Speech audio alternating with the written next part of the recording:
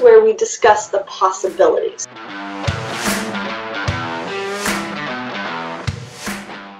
Hey guys, I'm Joe Klemczewski, founder of the Diet Doc, here in the Diet Doc Life Mastery Podcast with a special guest, Dr. Adam Martin. Adam, welcome very much. Thank you very much for being here, I should say. Thank you for having me, Dr. Joe. It's a pleasure to be here.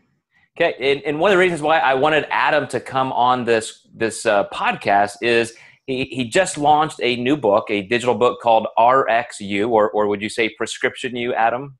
Yeah, RxU, the Pharmacist Survival Guide for Managing Stress and Fitting in Fitness. Okay. And Adam is a pharmacist, so let's get that right out of the way so it doesn't just seem weird that we're talking about such a singular occupation. But Adam, we've known each other, it's got to be close to or beyond 5 years now, and it's been a joy for me to see you grow professionally. You've won awards within pharmacy as a young guy. I came out to Pittsburgh to speak at one point, and the pharmacy department was so encouraging to what you were doing in the field. So let's start there. I want people to know that besides just being a pharmacist, you have aspirations to change the entire field. So why did you become a pharmacist? You know, what was your initial draw to that field, and what are you doing with it now? Absolutely. So first off, thank you so much for having me on this podcast. I think you guys are on episode like 73 or something. I've listened to every single one. It's my routine now. As I'm driving to Club Pharmacy, as I call working in pharmacy now, because I like to make it fun. But no, I wouldn't be able to be honestly where I am today. And I have so much more farther to go, but who I've turned into without your guidance and mentorship, both personally and professionally, along with Dr. Corey. So it's really been an honor to work in this field with you as a coach and mentor. So thank you so much for that. Awesome. But to answer your question, I love animals, and I actually wanted to be a vet for a long time. So the best way to experience what you think you might want to do is to do it. So I went and volunteered at a vet hospital, and they put animals to sleep like every day for good reason. Like they were about to, really ill and whatnot, but I couldn't handle that. I'm more of a sensitive guy. I love animals, but I couldn't really do that even if it was for good cause. So right around that time, I was looking for a career in high school. And my mom got diagnosed with colon cancer, very late stage. I didn't know this at the time, but at diagnosis was given less than 6 months to live. And that's where I get my mindset from is she got that diagnosis and said, we'll see. I don't accept that. I will fight. And she developed the mindset and ended up going on for over 5 years fighting cancer. Wow. That was, metastasized to the rest of her body and whatnot. But to tie in pharmacy, when we were battling that whole ordeal, I was a sophomore in high school when that happened. And we were in the pharmacy almost every day getting her prescriptions and whatnot. And I don't know any pharmacists at this point in my life. We don't have any family friends or anything like that, no contacts. But what I kept seeing is this stranger who all I know is super smart and super busy running around is taking the time to go above and beyond and ask about my mom, not as a customer, but a patient and a person. How is Marsha? How is she doing? Like, do you guys need anything? If you can't make it, we know you're close. We can drop off prescriptions, just like that extra level of care. Wow. And that really caught my attention because a little about me, I love science and I was good at math. So those kind of topics got me thinking like, someone that cares this much about someone, that sounds pretty cool. So I started looking into it. And the more I looked into it, the more I loved it. It's not just pushing pills. That's a very small component. I wouldn't even refer to it as something that we do. Most pharmacists actually don't like medications, fun fact, as first line because we see the value of diet and exercise in helping our patients. And developing that relationship of trust to guide them to where they are, meet them where they are, to guide them where their goals are, is a huge part of what we do. So that's what led me into the field of pharmacy. Once I got in, it was that light bulb moment of you were meant to do this because of the relationships and the trust and the impact you can have on someone's life. And the more I got into the profession of pharmacy, I found this kind of dichotomy of a symbiotic relationship where if I worked out and ate well, I would do really well in the classroom. I'd be able to focus. Same thing with working out and lifting. I was a very puny, small kid growing up. And right around this time is when I started to get into weightlifting to help manage the stress of what was going on and everything else. And I got hooked. And it was this thing where if I ate well and worked out well, I performed well in the gym and in the classroom. But if I went out and partied and drank, I wouldn't be so focused, studying would suffer, and so would my workouts. So it became this thing of fitness and pharmacy. And the more I did it, the more it drove my success and progress. And other people started to notice. They'd be like, what are you taking? What are you doing? This and that. I was like, honestly, it's just consistency and hard work and just loving what you do. And I'd have people reach out to me in pharmacy school, can you help me get started? And then I got into the social media game and created this account called The Fit Pharmacist. I was like, oh, that sounds kind of neat. Like that sums up what I do. It's simple. And now it's a full-on business in the profession of pharmacy to help pharmacy students and pharmacists deliver their full potential. Because my belief is I can only reach so many patients in helping promote their life. But if I can empower pharmacists and people who are delivering care to be at their 100% best game, then that level will reach their patients and I can make a better impact that way. So that whole passion of you're the most successful healthcare provider, people with life debilitating diseases are coming to you with literally blind trust. You're in a position of power. You can either blow them off and, it's too busy and whatever, or you can really take that seriously and treat it as something sacred so that you can be positioned to lead them to better health.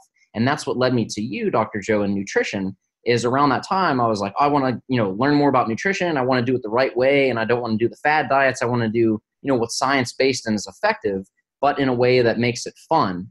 Because I'd gone through a few things that were restrictive and boring. So I'm a man of many words, but I'll stop it there because I don't want your podcast to turn into an hour. No, well, first of all, I'm sorry about your mom. I know that was a long time ago, but that has impact. And for you, the obvious silver lining is not only did that show you the world of pharmacy, but you saw what it sounds like as the best form of that.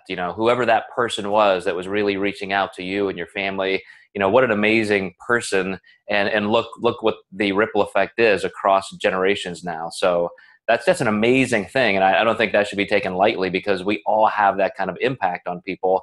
And now you're using it in your career, not only to impact your patients, which I want to get to in a second, but trying to train other pharmacists, not only to give them a happier, healthier life, but then, pay that forward. So I've been in a pharmacy a few times, and every time I go in there, it's like you said, it is a madhouse. I mean, oh my gosh. There are typically now 2 or 3 pharmacies on every corner, and you go in there, and I can't imagine a pharmacist or pharm tech having the time to help anybody. So how do you do that? Exactly. And that's where the book came in, is over the years, I stayed consistent with my goal. When I was a pharmacy intern, to step back, when you're in pharmacy school trying to learn and work in a pharmacy, you're labeled as an intern to kind of learn and be groomed to be a pharmacist. And at that time, I was all gung-ho. I was getting ready to compete in my first show. So I was, my meals packed and this and that. And I walked in the pharmacy and the pharmacist just started laughing. And I said, what is, do I have mustard on my shirt? Like, is my tie crooked? What's wrong? And she's like, no, just enjoy being healthy because once you're a pharmacist, you won't be able to do that anymore. Wow. And I was like, interesting. Why is that? Oh, well, the job's too crazy. You don't have time. You're understaffed, blah, blah, blah. Well, while some of that may be true, you get what you focus on. That kind of concept really stuck with me. So it was important to me. So if it's important, you'll find a way. If not, you'll find an excuse. So you really it comes down to the individual. Why is this important? Really understand. And I know you did a podcast about, the why and that whole thing. But really seeing that there is a way to do it. It's all about managing your time and not overthinking it. Because for anyone listening that has tried nutrition at all, it can be overwhelming. There's, this diet that came out yesterday and the other diet that was proven to cause cancer, but then next week that actually reverses cancer and all this other stuff. So it's really confusing. So it can be overwhelming. So simplifying the noise, focusing on what's effective, tried and true through something like the Diet Doc perhaps, that's effective and has an over 25-year track record of success, is really what led me to that.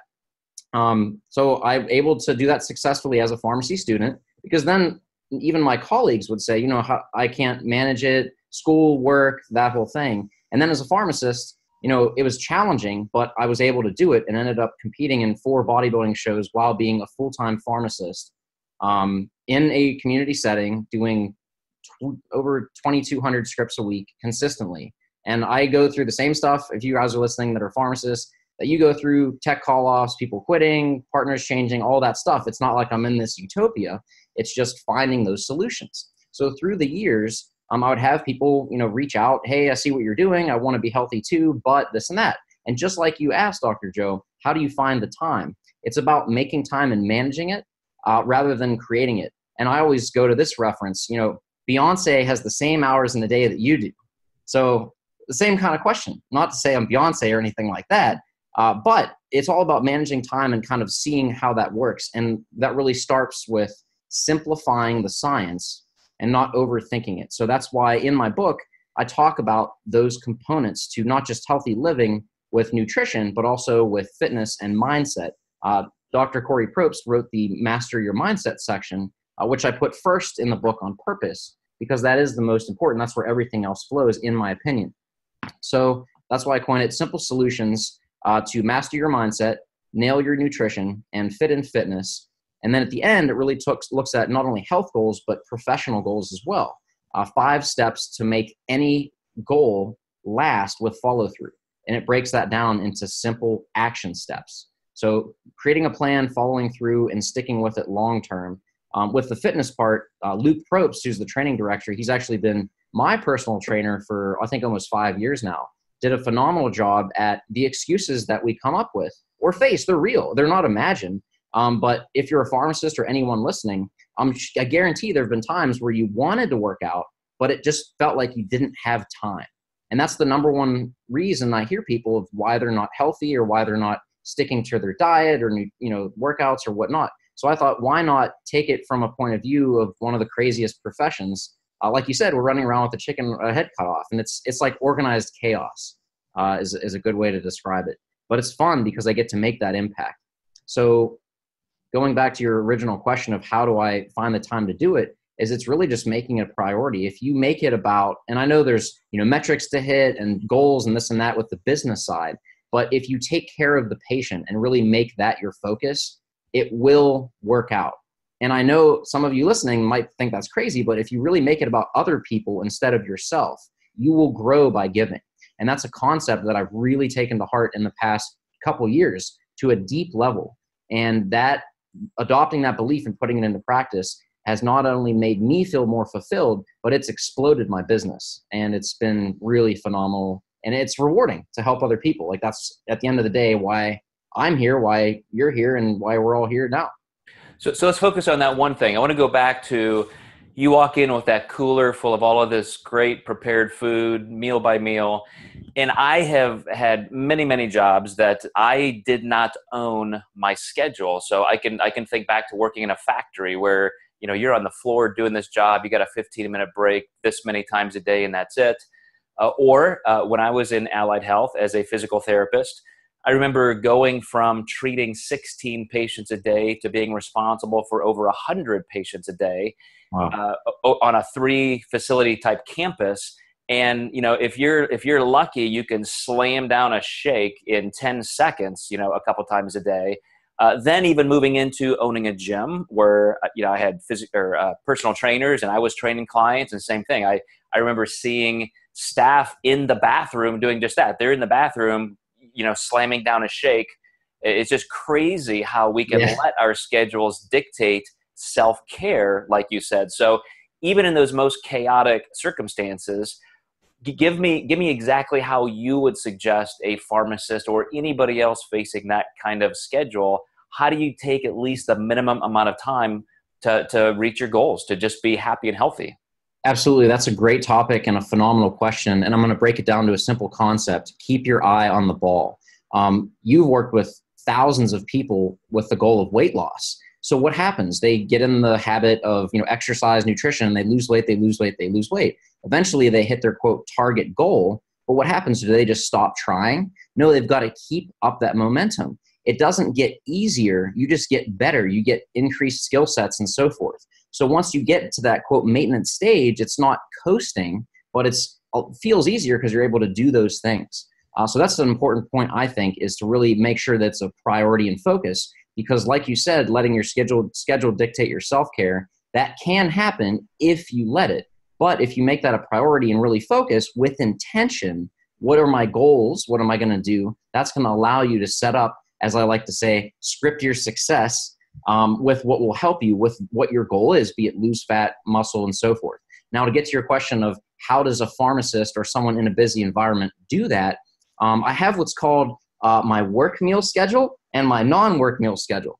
So for example, today I'm off, it's my off day, but yesterday I worked 13 hours and my commute's 1 hour one way. And as a pharmacist, fun fact, we get no breaks. So it's literally slamming shakes as you can. So that comes to, all right, what can I realistically eat that's healthy, that will satisfy me long-term while I'm in this environment?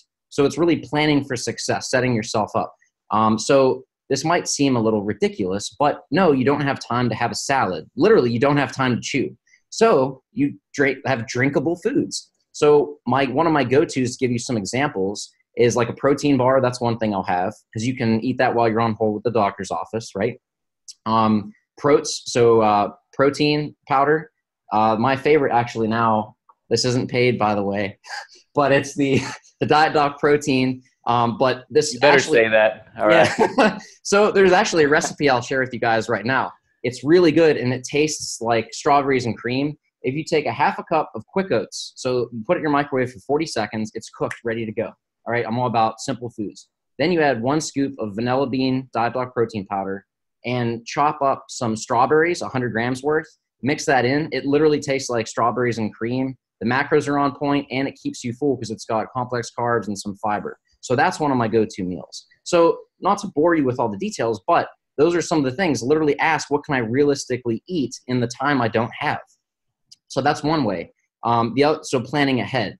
I leave things in my fridge at the pharmacy in case I forget them to pack them. So protein bars, I have literally Ziploc bags of 1 scoop of protein powder per bag, just in case. Know your environment. So for me, I work in a community pharmacy that sells things in the front store. So know if you are in a pinch, and this has happened several times over the years, know what foods you can have. Look at over time the nutrition labels and whatnot.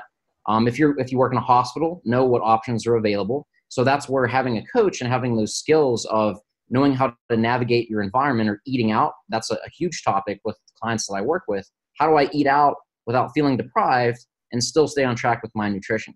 So that concept really applies as well. So that's for at work. Then when I go to non-work, so today, I'm able to have fun foods, which require more prep time, more chewing time, which I know that sounds ridiculous, but it's like, wow, I can have a salad. I have time to chew this. And so that's what I do is I have, my go-to foods in my work schedule that are practical but easy to get down. But then also, and that's like the extreme environment. It sounds a little pathetic saying this stuff, but it's what's worked and allowed me to stay on task, not taking away time from being a successful pharmacist or my nutrition goals, but being able to find that middle ground where everything works together. Because you can go that route. You can go the route of eating salads at work, but it's going to take away from what you're there to do. So just finding that balance with what works for you is a good thing to keep in mind. Yeah, I would say, one thing as you were talking, I thought the same thing. I don't want people to get the idea that it's just pure suffering and just make yourself like it. But, when you're honest about what your day looks like anyway, you can create a mindset of thriving regardless of the context, or that I'm just a victim. You get into that mindset. But here's the reality. I'm very much like you in terms of what I eat throughout my work day, even though I do have more flexibility. I might have a lot of appointments through the day, a lot of phone calls scheduled, but I could sit down and eat a meal, but I truly like to just stay kind of light on my feet through the day. So my first meal every day is a shake exactly like you described. Then I might have a granola bar. Later in the afternoon, I might have a little, protein bar or even just some dried fruit. And I'll have something as simple as a deli meat wrap for lunch. But I have one whole food great meal a day, which anybody could do at the end of their day. And I don't consider that suffering at all. Occasionally, I might have a lunch meeting. But I would ask you this. in even a work environment, let's say you were a pharmacy tech or the management, even a district manager, don't you think that most people could create a consensus to say, look, we all have to take care of ourselves. We're not going to be our best. So let's create this schedule where everybody does get a 20-minute lunch. You could sit down and relax, at least for one part of the day. I don't think that's too much to ask of any environment. So your question is creating a lunch break? Well, have you done that with, let's say you've got 5 or 10 people working in your pharmacy. Is somebody literally there cracking a whip saying, no, I'm going to knock that fork out of your hand. You don't have to. Or could you just say, we're going to make self-care a priority so we can better care for other people? So yes, this is actually something that has evolved into something really fun and really helped to grow my business. We had a step challenge at work a year or 2 ago. So I bought this Fitbit. For those of you watching via video, I'm showing you my awesome wristband here. So that was a step challenge and it was for free, whatever. Well, on Fitbit, there's an app to get challenges. So you can create your own challenge and it can be like work week hustle Monday through Friday. So my tech created this. And I thought, this is kind of cool. So we started it, but we got really competitive to the point where it's like, oh no, I want to go to the back room to pull the supplies because that's going to get me extra steps. Oh no, I want to take the patient outside the aisle to show them where the product is because I want to get the extra steps. All those things. It was, again, a symbiotic relationship with fitness and pharmacy. Not only did it increase your step count, which more exercise, healthier, more energy output, but it increased the business. You're putting patients first. You're literally running to beat the other person. So customer service is like, wow, what are these people on? Like, is this a bonus day? Like, what's going on here? And it drove productivity because you wanted to pull the drugs the fastest so that you could get to the next task to get more steps in. So it was really a driver for customer service, for business and fitness. So I created this group through Instagram. If you guys are on Instagram, I'm at the Fit Pharmacist, very active on there. But it created this step challenge network of literally dozens of pharmacists and students all across the world, actually, where we have these challenges and we motivate each other, we hold each other accountable. And I can't take credit for this idea. This was my tech, but I evolved it into something that's really awesome. I actually wrote an article that was published in Pharmacy Times, why every pharmacy should have a step challenge, because it's not only self-care, like you mentioned, but it also drives the business. So to answer your question, finding an activity or event that not only helps health, but also helps the customer, again, putting the other person first, that will allow not only it to work, but it to thrive because everyone sees the benefit. It's a win-win-win situation. And I think in business and life, if you can create that, it's going to be sustainable because there's so much buy-in and reward that's from that. Another thing I like to do with self-care, we're not on restrictive diets. So yes, you can have your cake and eat it too. So another thing I do is I love my techs go above and beyond. It's really like a family there. So whenever any of them have birthdays, I go out and buy a special cake and bring it in. And it's like a big deal. And I tell them all, like, remind me when your birthday is. So like a month out, they're like, hey, Adam, my birthday's coming up. Hey, Adam, my birthday's coming up. So I get them a cake. There's no food in the pharmacy. There's policy and procedure depending on where you work and so forth. But we put it in the back and we all rotate, like, go ahead and have your break. So you do get a little mini break. Because workflow is so insane, you can't be gone for 20 minutes. It's just not feasible or realistic. It'd be nice, but this is the real world we live in pharmacy world. Yeah. But it's making it fun, and it really drives on the attitude and making the smile. Another thing I did is something really ridiculous. I had this thing called smiley stickers that they were just laying around. A few years ago, this tech went above and beyond. And I was just joking around. They have name tags. And I was like, oh, you did such a great job. I have a big surprise for you. I put a smiley face sticker on her name tag. And I thought it was like funny, like, haha, whatever. Well, an hour later, another tech was like, hey, Adam, did you see me like go above and beyond for that insurance rejection on that prescription? I'm like, oh, that was great. She's like, yeah, where's my sticker? And I was like, haha. She was serious. She's like, I want that sticker. So I was like, this is interesting. It's what is it, like a penny for a cost of this? Very small. So then I started to think, like, what if this worked for patients? So I had a patient come in, her husband actually, and he's like, hey, we just moved to the area. I know pharmacists have policies with narcotics, but I just want to let you know, My wife's a stage 4 cancer patient. She's in a lot of pain. She doesn't deal with like conflict well. So if you guys have any issues, I just want to let you know, call me, don't call her, just to like, set the stage. So she came in like the next day with a script for a narcotic, and I filled it, policy and procedure and so forth. And I had an idea, and I'm like, hey, what's your favorite color? She was a very nice lady, real nice voice, like, it's blue. And I'm like, okay. So like I did her script, and I put a blue smiley face sticker on her bag. And I just thought it was something small, but she's like, come here and give me a hug. You don't know what this means to me. I'm going through so much. I know this is so small, but it just made my day. And I'm like, wow. So I started doing that over and over and over again. Again, like people have different personalities, so use your common judgment. But just finding something innovative that will make someone's day, make them feel special, make them feel recognized and heard, literally changes their day. I do this every day, and my texts, like when I do, and when they're at pickup, when they get the scripts, as soon as they grab the bag, all my texts look up to see what the reaction is, and they all smile. It's great. So like it's just some innovation, just adding some innovation to your day. That mood elevation of showing the customer that you care, the patient, and the text seeing that you care, you have a why, that's going to drive productivity and engagement. Because if you don't care and you're not really there to help people, then people aren't going to be willing to help you out and work extra hard and this and that. But if you work extra hard and put people first, put other people instead of yourself first, they're going to be a lot more keen to go that extra mile to help people. And you're going to have that literal team environment to drive not only engagement, but it'll lead to other things outside of work, like step challenges. So it's all tied together. And I think coming back to where we started is it's really tied to the mindset, keeping that positive attitude. And yes, that is a little extra pressure to put on you, but I challenge you to accept that responsibility. The team looks to you as the leader, whether you're a pharmacist, a doctor, or whatever.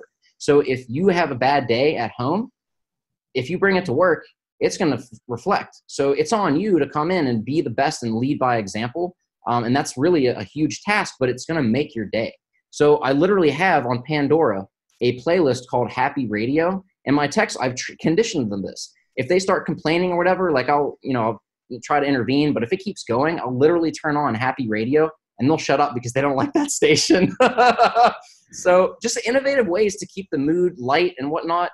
Ask how people are doing, have a genuine interest. So when a patient comes up, you can say, hey, how was your graduation party you went to? I remember you saying that. It went well? That's going to make them go easy. I know this is pharmacy specific, but you have a cheat sheet. Their name is right on the prescription bag.